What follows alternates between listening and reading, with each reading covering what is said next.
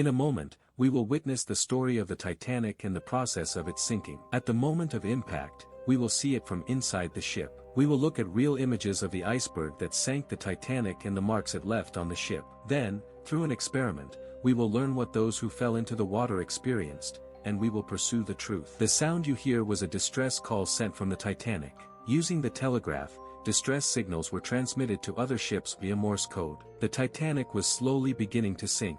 At the telegraph station was a 25-year-old young man named Jack Phillips. He did not leave his post until the communications room was flooded. That young man acted heroically until the very end. But nothing he did was enough. The Titanic would be found for the first time 73 years after it sank, and everything would begin with the discovery of the wreck. The mysterious story of the Titanic. Everything began many, many years ago. In 1912, 111 years ago from today, a headline was printed in large bold letters: Titanic set sail on her maiden voyage. An image of the ship and ticket prices were also published in the newspapers. The story of the Titanic was actually based on a challenge. Transatlantic passenger trade was highly profitable and innovative, with shipping lines competing to transport wealthy travelers and immigrants. Two companies were especially in competition. The White Star Line planned to build 2 ships and break records while crossing the Atlantic Ocean. But instead of building fast ships, they chose another path. In 1908,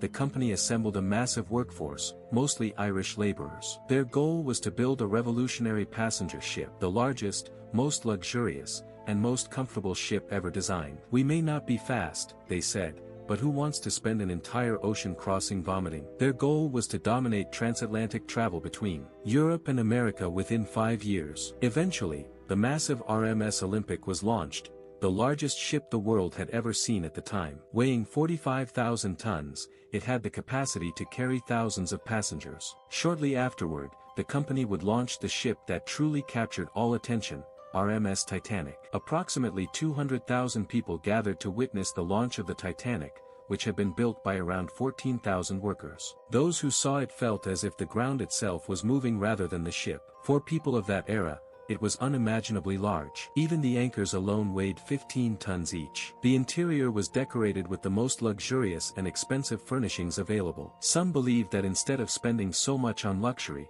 the company should have invested in technology. At the time, ships with 4 propellers and higher maneuverability were being built. However, White Star Line did not want the Titanic to stand out technologically.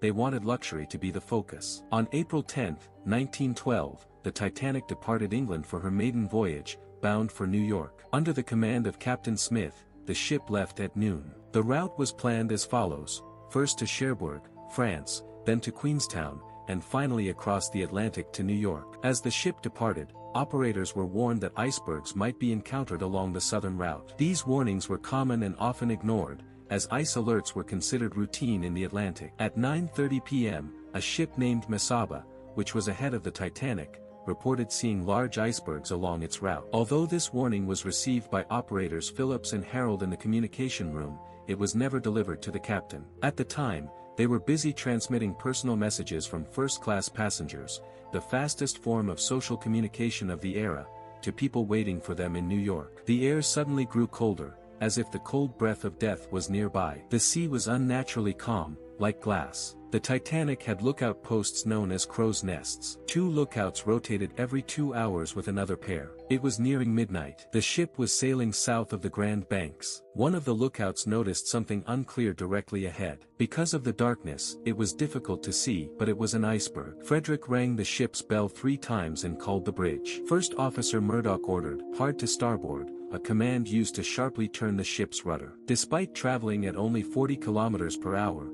the massive vessel could no longer be stopped. Just 37 seconds later, at 11:40 p.m., the Titanic struck the iceberg on her starboard side. The iceberg sliced through the ship like a razor. Structural bending occurred along the keel, and underwater rivets failed. As a result, 5 compartments began flooding. Captain Smith summoned the ship's designer, Thomas Andrews, and asked for a damage report. When Andrews inspected the compartments, his worst fear was confirmed. 5 compartments were flooding, at a rate of 400 tons of water per minute. The ship was beyond saving. The only option was evacuation. Captain Smith ordered that women and children be loaded into lifeboats first. Passengers were awakened and informed they must abandon ship. Panic quickly spread. One critical task remained: sending distress signals. In emergencies, Morse code signals were sent to nearby ships. Throughout the voyage, the operators had been focused on paid messages from first-class passengers and ignored routine warnings from other ships. Earlier that evening, the ship Californian had stopped due to heavy ice and warned Titanic,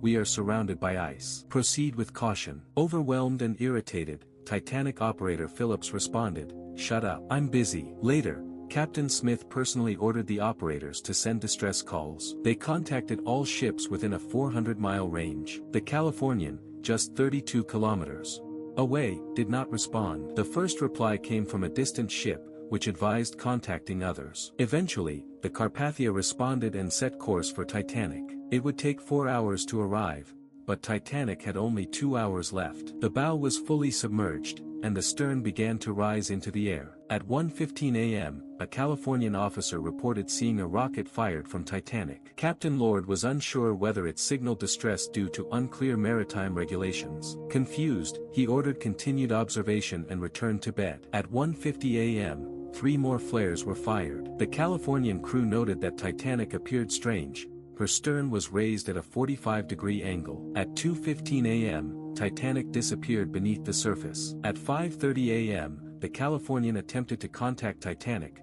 unaware that Phillips now lay on the ocean floor. Only 32 kilometers away, the Californian had failed to help hundreds of freezing people crying for help, due to one captain's inaction. Titanic struck the iceberg late at night and fully sank at 2:20 a.m. By morning, rescue ships arrived. Some survivors were saved. Footage taken from a rescue ship shows the iceberg that sank Titanic and the visible scrape marks left behind. Many survived the sinking but were left floating in the freezing water. That is where the true suffering began. Survival expert Dr. Mike conducted an experiment simulating Titanic conditions. The water temperature was set to 12 degrees Celsius for safety, though the real temperature was lower. After 20 minutes, the volunteer began uncontrollable shivering. Thermal imaging showed the body becoming as cold as metal. Strength dropped by nearly 40%, and dexterity by 60%. Survivors in the water likely died painfully within half an hour due to hypothermia. It was long believed Titanic sank solely due to a collision. However, investigations revealed that rivets popped due to scraping,